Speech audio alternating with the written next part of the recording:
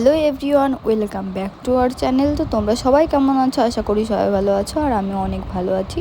তো আজকে ছিল আমাদের বাড়িতে পুজো, আর এখানে দাদা কাটছিল মালা, তারপরে আর এখানে হচ্ছিল সবজি কাটা।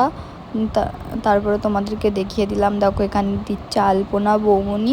আমি বৌমনির মুখ দেখাতে চেয়েছিলাম, বৌমনি দেখাতে চাইলো না, কারণ ঠিকঠাক করেছিল না, এই কারণে।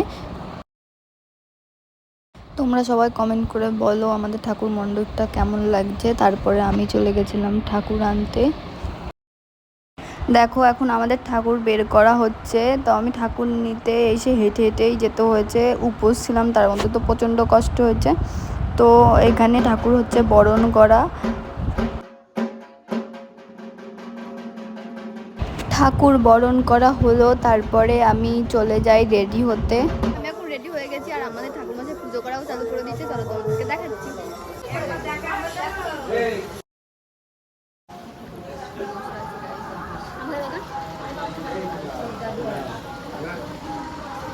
গাইস, আমাদের পুজো এখনো চলছে। কটা বাজে ঘড়িতে? 11:30, মানে 11টা বেজে গেছে। এখন আমাদের পুজো চলছে, সবে ভোগ আনা হলো, এখন অঞ্জলি দেওয়া হয়নি। আমাদের অঞ্জলি হলো সবে সবে গাইস।